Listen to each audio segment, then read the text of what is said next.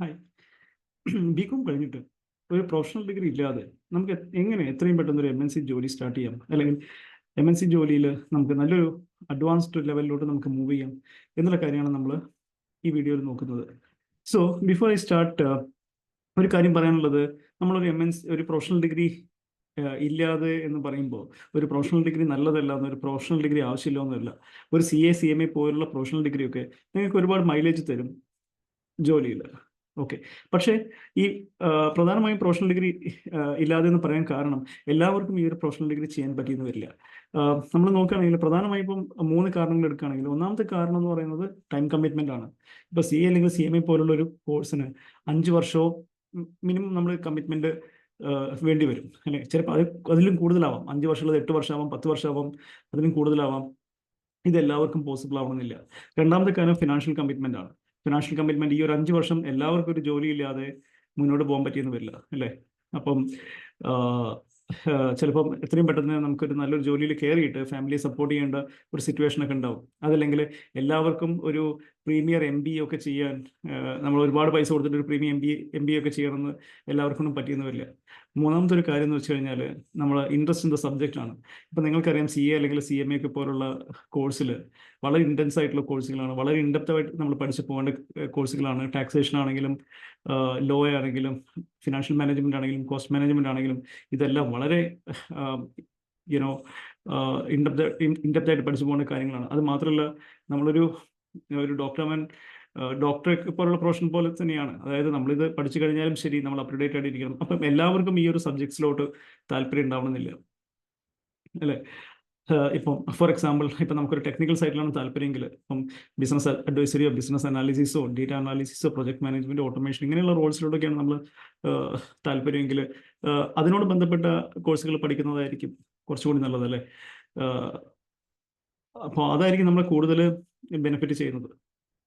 So അപ്പോൾ ഇങ്ങനെയൊക്കെയുള്ള കാരണങ്ങൾ വരുന്ന സമയത്ത് നമുക്കിപ്പോൾ ഒരു BCom അല്ലെങ്കിൽ BBA കഴിഞ്ഞിട്ട്, അല്ലെങ്കിൽ MCom MBA ഒക്കെ കഴിഞ്ഞിട്ട് നമുക്കൊരു MNCയിലേക്ക് ജോയിൻ ചെയ്യാനും MNCയിൽ നല്ലൊരു കരിയർ, ഒരു അഡ്വാൻസ്ഡ് റോൾസിലോട്ടൊക്കെ നമ്മൾ മൂവ് ചെയ്യാനും നമുക്ക് എങ്ങനെയാണ് പറ്റുന്നത്? അപ്പോൾ ആ കാര്യങ്ങളാണ് നമ്മൾ ഈ ഒരു വീഡിയോയിൽ നമ്മൾ നോക്കുന്നത്. അപ്പം ബിഫോർ ഐ സ്റ്റാർട്ട്, ഒരു കാര്യം കൂടി പറയാനുള്ളത് എന്താണെന്ന് വെച്ച് കഴിഞ്ഞാൽ, ഞാൻ പറഞ്ഞു നമ്മളൊരു 2 hours വർക്ക്ഷോപ്പ് ആണ് ചെയ്യുന്നത്. ഓക്കെ, അപ്പോൾ ഈ കാര്യങ്ങളൊക്കെ വളരെ ഡീറ്റെയിൽഡ് ആയിട്ട് നമ്മൾ ഈ വർക്ക്ഷോപ്പിലാണ് ഡിസ്കസ് ചെയ്യുന്നത്. അപ്പോൾ ആ വർക്ക്ഷോപ്പിൽ നമ്മൾ എന്താണ് ഡിസ്കസ് ചെയ്യുന്നത്, അതിനുള്ളൊരു ഇൻട്രൊഡക്ടറി സെഷൻ മാത്രമാണ് ഈ ഒരു വീഡിയോ. കാരണം നമുക്കൊരു 2 മണിക്കൂർ 2.5 മണിക്കൂറൊക്കെ വീഡിയോ ചെയ്ത് കഴിഞ്ഞാൽ എല്ലാവർക്കും അത് കാണാൻ സാധിച്ചെന്ന് വരില്ല. അത് മാത്രമല്ല, ഈ ഒരു വർക്ക്ഷോപ്പ് എന്ന് പറയുന്നത് നമ്മളൊരു ഇന്ററാക്റ്റീവ് വർക്ക്ഷോപ്പാണ്. കുറച്ചും കൂടി നമ്മൾ ഫേസ് ടു ഫേസ് ഇന്ററാക്ഷൻ ഉണ്ടാകുന്ന സമയത്ത് നമ്മൾ വർക്ക്ഷോപ്പ് ഒന്നുകൂടി എൻജോയ് ചെയ്യും, അല്ലേ? അപ്പോൾ ഇതൊരു ഇൻട്രൊഡക്ടറി ബ്രീഫ് വീഡിയോ ആണ്. ഇതിൻ്റെ ഡീറ്റെയിൽഡ് ആയിട്ടുള്ള കാര്യങ്ങളെല്ലാം നമ്മൾ വർക്ക്ഷോപ്പിൽ നമുക്ക് ഡിസ്കസ് ചെയ്യാം. Okay, so with that let's get started. So നമുക്കൊരു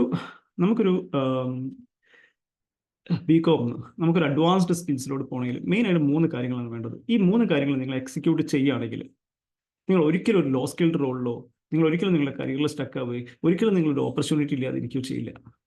ദാറ്റ് ഈസ് 100% ഗ്യാരണ്ടീഡ്. അപ്പോൾ ഈ 3 കാര്യങ്ങൾ എന്തെല്ലാമാണെന്ന് നമുക്ക് നോക്കാം. അതിൽ ഒന്നാമത്തെ കാര്യം എന്താണ്? Career clarity. എന്താണ് ഈ കരിയർ ക്ലാരിറ്റി എന്ന് വെച്ച് കഴിഞ്ഞാൽ? കരിയർ ക്ലാരിറ്റി എന്ന് വെച്ച് കഴിഞ്ഞാൽ, ഇപ്പം നമ്മളിവിടെ സംസാരിക്കുന്നത് ITES, അല്ലേ, സെക്ടറിൽ ഉള്ള ജോബ്സിനെ പറ്റിയിട്ടാണ്. IT എനേബിൾഡ് സർവീസസ്, അതായത് ഫിനാൻസിലോ അക്കൗണ്ട്സിലോ ഓപ്പറേഷൻസിലൊക്കെ ഒരു IT കമ്പനിയിലുള്ള ജോലി സാധ്യതകളാണ്, അല്ലേ? അപ്പോൾ നമുക്ക് ആദ്യം എന്താ വേണ്ടത്? നമുക്ക് എന്തൊക്കെ ഫങ്ഷൻസ് ഉണ്ടെന്ന് അറിയണം. അവിടെ നമുക്ക് എന്തൊക്കെ ജോബ് റോൾസ് ഉണ്ടെന്ന് അറിയണം.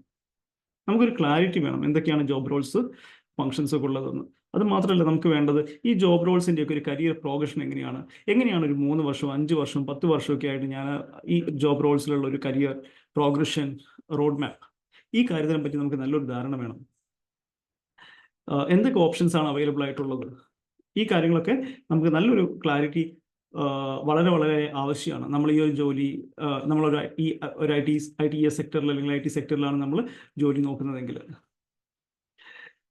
പിന്നെ എന്ന് വെച്ച് കഴിഞ്ഞിട്ടുണ്ടെങ്കിൽ വളരെ ഇമ്പോർട്ടൻ്റ് ആയിട്ടുള്ള ഒരു കാര്യം, നമുക്ക് ഈ ഒരു ജോബ് റോൾസിനെ പറ്റിയിട്ട് നമുക്കൊരു ക്ലാരിറ്റി വന്നു കഴിഞ്ഞാൽ നെക്സ്റ്റ് നമ്മൾ ചെയ്യേണ്ടത് എന്താണെന്ന് വെച്ച് കഴിഞ്ഞാൽ, നമ്മുടെ കരിയർ ആസ്പിറേഷൻ എന്താണെന്ന് നമുക്ക് ഒരു ബോധ്യം ഉണ്ടാവണം. അതായത് എൻ്റെ ഒരു നാച്ചുറൽ സ്കിൽസ് ആൻഡ് ടാലൻ്റ് ഒക്കെ വെച്ചിട്ട് ഏത് തരം റോൾസാണ് എനിക്ക് പറ്റുന്നത്, ഇത്രയും ജോബ് റോൾസിൽ ഏത് റോൾസാണ് എനിക്ക് പാഷനേറ്റ് ആയിട്ട് ചെയ്യാൻ പറ്റുക.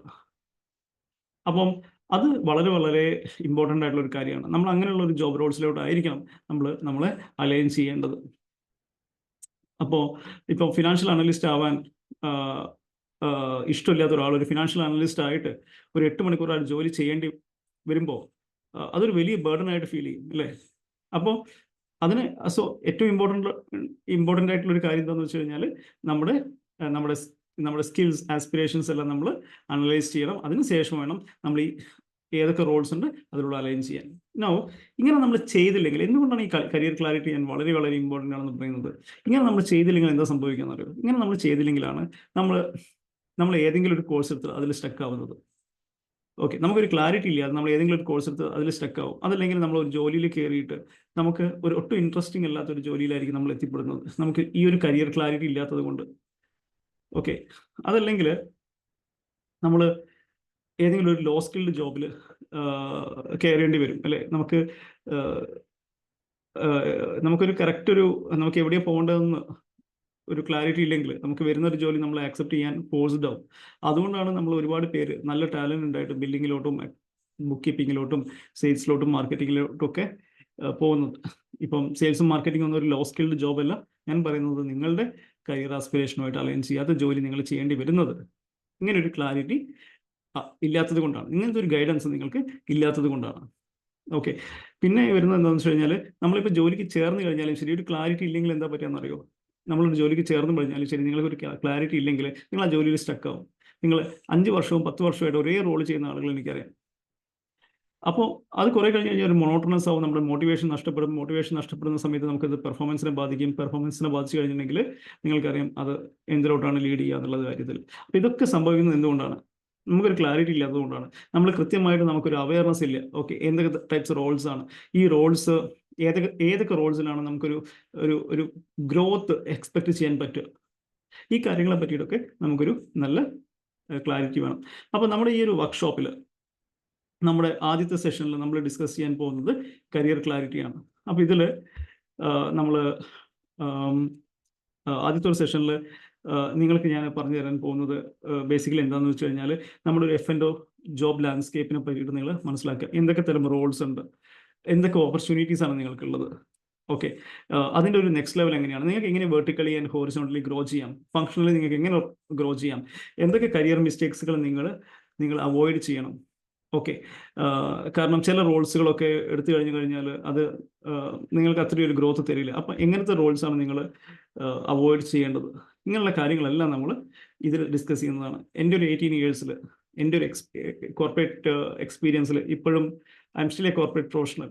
അപ്പോൾ ആ ഒരു എക്സ്പീരിയൻസിൽ എനിക്കറിയാവുന്ന കാര്യങ്ങളെല്ലാം, different job Rolls, different functions, എനിക്ക് വന്ന മിസ്റ്റേക്സുകൾ, ഇതെല്ലാം നമുക്ക് ഇതിൽ ഡിസ്കസ് ചെയ്യുന്നതാണ്. അതിന് കൂടാതെ നമ്മൾ എന്താ ചെയ്യുന്നത്, ഞാൻ പറഞ്ഞു നിങ്ങളുടെ ആസ്പിറേഷനുമായിട്ട് അലൈൻ ചെയ്യണമെന്ന്. അപ്പോൾ നമ്മൾ ചെറിയൊരു അനാലിസിസ് നടത്തും, ചെറിയ ടൂൾസ് യൂസ് ചെയ്തുകൊണ്ട് നിങ്ങളുടെ ആസ്പിറേഷൻ സ്കിൽസ് എന്താണ്, എന്നിട്ട് അതിലൂടെ അലൈൻ ചെയ്യുന്ന ജോലി റോൾസ് എന്താണെന്നുള്ള കാര്യത്തിൽ നമ്മൾ ഈ ഒരു വർക്ക്ഷോപ്പിൽ that's going to be another action item for you. Okay, so ഇതായിരിക്കും നമ്മുടെ ഫസ്റ്റ് സെഷൻ.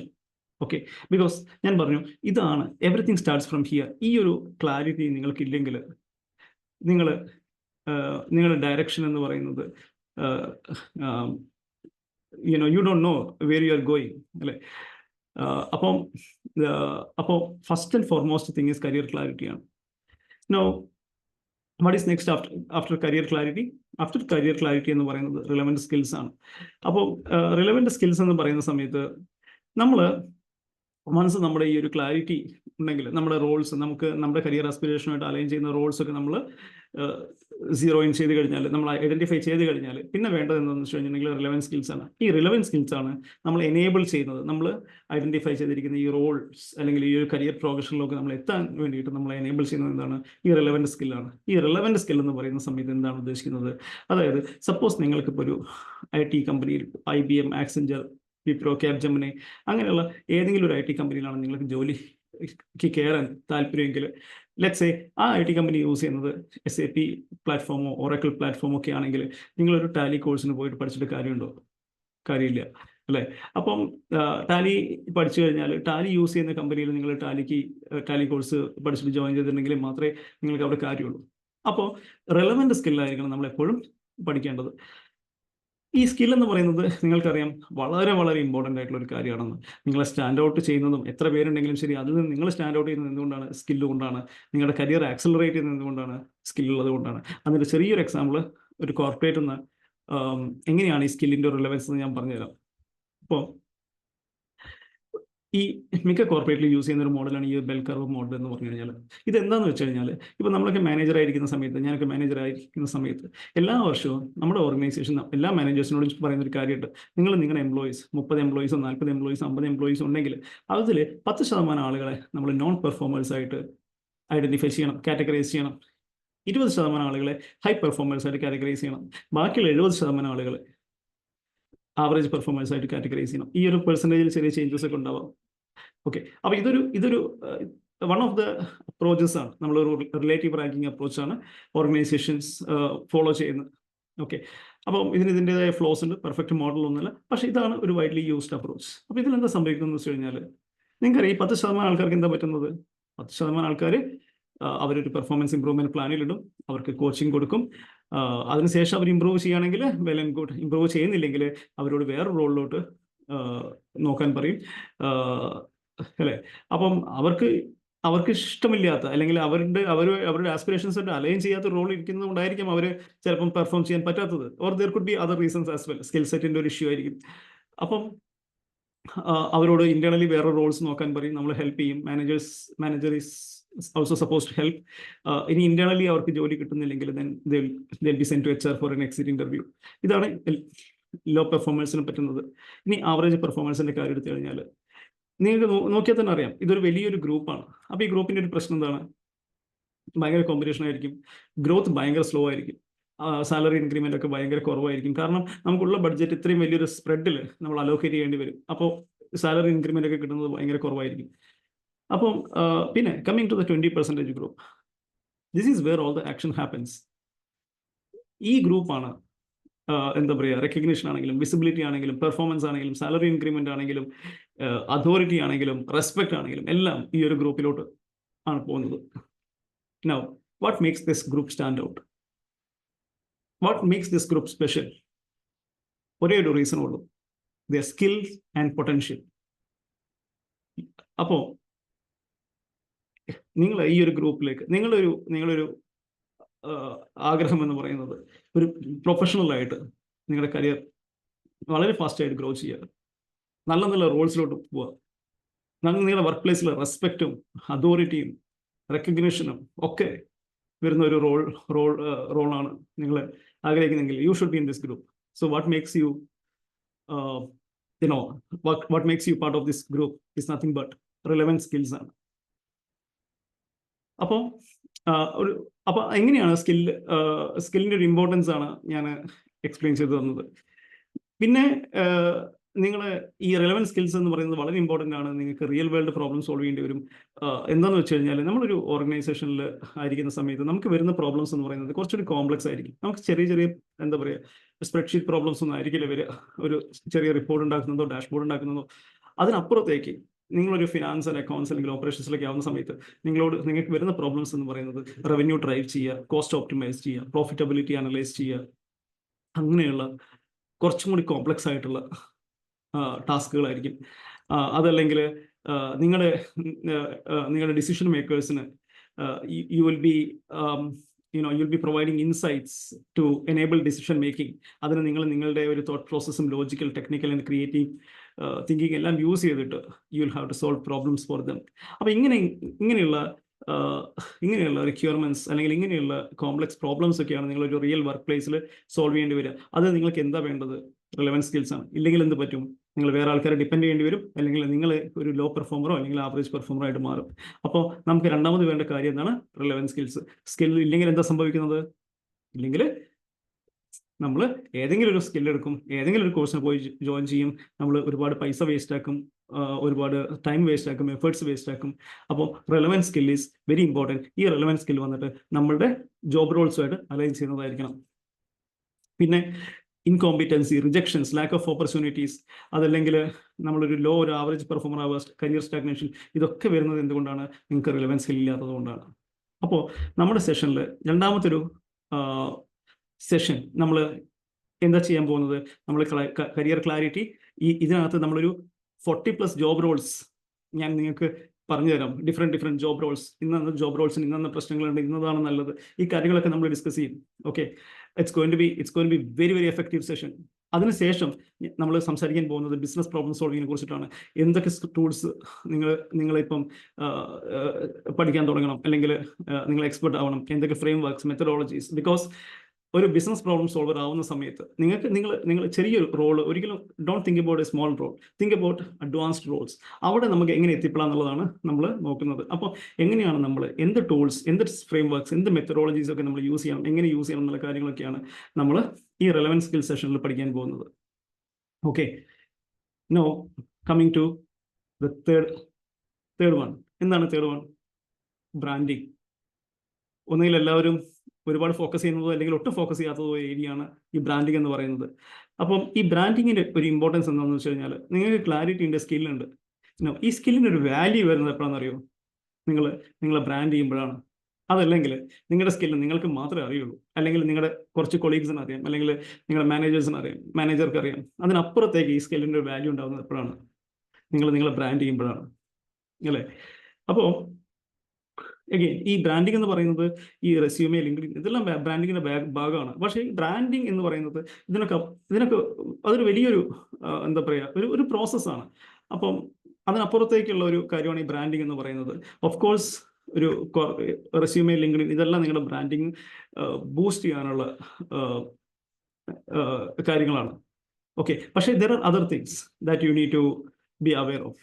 ഓക്കെ, അപ്പം ഈ ബ്രാൻഡിങ് ഇല്ലെങ്കിൽ വരുന്ന ഒരു പ്രശ്നം എന്താണെന്നൊക്കെയാണെന്ന് അറിയോ? ഈ ബ്രാൻഡിങ് ഇല്ലെങ്കിലുള്ള ഒരു പ്രശ്നം ചില ആളുകൾ പറയുന്നത് നിങ്ങൾ കേട്ടിട്ടില്ലേ? എങ്ങനെയാണ് ഇപ്പോൾ ഒരു ഫ്രഷർ ആണെങ്കിൽ, how do I create my personal brand as a fresher? I don't know how do I create my personal brand. അല്ലെങ്കിൽ there are thousands of MBAs. എങ്ങനെ ഞാൻ സ്റ്റാൻഡ് ഔട്ട് ചെയ്യും? വൈ മീ, അല്ലേ? അതല്ലെങ്കിൽ ഒരു എക്സ്പീരിയൻസ്ഡ് പ്രൊഫഷണൽ ആണെങ്കിൽ മിക്ക ആളുകളും പറയുന്നത് ഞാൻ കേൾക്കാറുണ്ട്, ഞാൻ എൻ്റെ ജോലി ചെയ്യുന്നു, എന്തിനാണ് ഞാനത് ഷോക്കേസ് ചെയ്യേണ്ട ആവശ്യം? Why should I boost about it? അല്ലേ? അപ്പം രണ്ടാമതൊരു കാര്യം എന്ന് പറയുന്നത്, നമ്മൾ പറയും എന്താ പറയുക, അവന് എൻ്റെ അത്രയൊന്നും സ്കില്ലില്ല, എന്നിട്ടും അവന് പ്രൊമോഷൻ കിട്ടി, അല്ലെങ്കിൽ ഞാൻ ഒരുപാട് ഹാർഡ് വർക്ക് ചെയ്യുന്നുണ്ട്, പക്ഷെ ആരും എന്നെ ശ്രദ്ധിക്കുന്നില്ല, എനിക്കൊരു വിസിബിലിറ്റിയും ഇല്ല. അപ്പം ഇങ്ങനത്തെ പ്രശ്നങ്ങളൊക്കെ വരുന്നത് എന്തുകൊണ്ടാണെന്ന് അറിയും? നമ്മൾ ബ്രാൻഡിങ്ങിൽ ഒട്ടും ശ്രദ്ധിക്കാത്തത് കൊണ്ടാണ്. അപ്പോൾ നമുക്ക് എത്ര സ്കില്ലുണ്ടായിട്ടും നമ്മുടെ ഈ ഒരു ബ്രാൻഡിങ് സൈഡ് മോശമാണെങ്കിൽ എന്താ ചെയ്യുക? അതായത് നമുക്ക് വീടിൻ്റെ ഒരു നല്ലൊരു സ്ട്രക്ചർ, ഫൗണ്ടേഷനൊക്കെ ഉണ്ട്, പക്ഷേ നമ്മൾ അതിൻ്റെ ഒരു ഇൻറ്റീരിയറും എക്സ്റ്റീരിയറിൻ്റെ കാര്യങ്ങളൊന്നും നമ്മൾ തീരെ അറ്റൻഷൻ കൊടുക്കുന്നില്ലെങ്കിൽ അതിനൊരു മാർക്കറ്റബിലിറ്റി ഉണ്ടാവില്ല, അല്ലെങ്കിൽ അതിനൊരു അട്രാക്ഷൻ കിട്ടില്ല, അല്ലേ? അല്ലെങ്കിൽ അതിനെ ഒരു ഓപ്പർച്യൂണിറ്റി കിട്ടില്ല. നമ്മളിപ്പോൾ അതൊരു റെൻ്റ് ഔട്ട് ചെയ്യുന്ന പ്രോപ്പർട്ടിയാണെന്ന് വിചാരിക്കാം. ലെറ്റ് ഔട്ട് ചെയ്യുന്ന ഒരു പ്രോപ്പർട്ടി ആണെങ്കിൽ നിങ്ങൾ അതിന് എത്ര ഉറപ്പുണ്ടെങ്കിലും ശരി, ആ ഫൗണ്ടേഷൻ എത്ര ഉറപ്പുണ്ടെങ്കിലും ശരി, അതിൻ്റെ ഒരു ബ്യൂട്ടി, അല്ലെങ്കിൽ നിങ്ങളൊരു ബ്രാൻഡിങ് ചെയ്യുന്നില്ലെങ്കിൽ, അല്ലേ, അതിനൊരു പ്രോപ്പറായിട്ട് മാർക്കറ്റിംഗ് ചെയ്യുന്നില്ലെങ്കിൽ അതിനെപ്പറ്റി ആർക്കും അറിയില്ല. So marketing is very important. വേറൊരു കാര്യം എന്താണെന്ന് വെച്ച് കഴിഞ്ഞാൽ, ഇത് രണ്ടും ഇല്ലാതെ, കരിയർ ക്ലാരിറ്റിയും റിലവൻസ് സ്കിൽസും ഇല്ലാതെ നിങ്ങൾ മാർക്കറ്റ് ചെയ്യാൻ പോയി കഴിഞ്ഞു കഴിഞ്ഞാൽ you will fail miserably. Okay, so അതാണ്, നമ്മൾ എത്ര റെസ്യൂമെയും ലിങ്ക്ഡിനും അപ്ഡേറ്റ് ചെയ്തിട്ടും നമ്മുടെ സ്കിൽസ് ആയിട്ട് നമ്മുടെ ക്ലാരിറ്റി ഒന്നും പ്രോപ്പർ അല്ലെങ്കിൽ അതുകൊണ്ട് കാര്യമില്ല. It's A waste of time and effort. So പിന്നെ ഒരു കാര്യം എന്ന് വെച്ച് കഴിഞ്ഞിട്ടുണ്ടെങ്കിൽ, എന്താണ് ഈ കോർപ്പറേറ്റിൽ പേഴ്സണൽ ബ്രാൻഡ് എന്ന് പറയുന്നത്? ഈ കോർപ്പറേറ്റിൽ നിങ്ങളൊരു ജോലിയിൽ പേഴ്സണൽ ബ്രാൻഡ് എന്ന് പറയുന്നത് നിങ്ങൾക്ക് ക്രിക്കറ്റ് കളിക്കാനുള്ള കഴിവോ അല്ലെങ്കിൽ പാട്ട് പാടാനുള്ള കഴിവൊക്കെയാണോ? അല്ല. ഒരു കോർപ്പറേറ്റിൽ നിങ്ങളുടെ പേഴ്സണൽ ബ്രാൻഡ്, ആളുകൾ നിങ്ങൾ അറിയുന്നത് എന്തുകൊണ്ടായിരിക്കണം? നിങ്ങളുടെ പ്രോബ്ലം സോൾവിങ് സ്കില്ലും ഉണ്ടായിരിക്കണം. Okay, and there are other elements also. Okay, നിങ്ങളുടെ ആറ്റിറ്റ്യൂഡും നിങ്ങളുടെ അപ്രോച്ചബിലിറ്റിയും നിങ്ങളുടെ ഇൻറ്റഗ്രിറ്റിയും എല്ലാം അതിൽ വരുന്ന കാര്യങ്ങളാണ്. പക്ഷേ mainly as a fresher it's your problem solving ability. Okay, no personal branding ഇല്ലെങ്കിൽ സംഭവിച്ച കാര്യങ്ങൾ ഞാൻ ഓൾറെഡി നിങ്ങളടുത്ത് പറഞ്ഞു. ഓക്കെ, ഈ lack of opportunities, missed opportunities, നിങ്ങളുടെ റെസ്യൂമേ പ്രോപ്പർ അല്ലെങ്കിൽ ലിങ്ക്ഡിൻ പ്രോപ്പർ അല്ലെങ്കിൽ നിങ്ങളുടെ ബാക്കിയുള്ള ബ്രാൻഡിങ് സൈഡിൽ ഉള്ള കാര്യങ്ങൾ പ്രോപ്പർ അല്ലെങ്കിൽ ഒരുപാട് ഓപ്പർച്യൂണിറ്റീസ് മിസ്സാവും.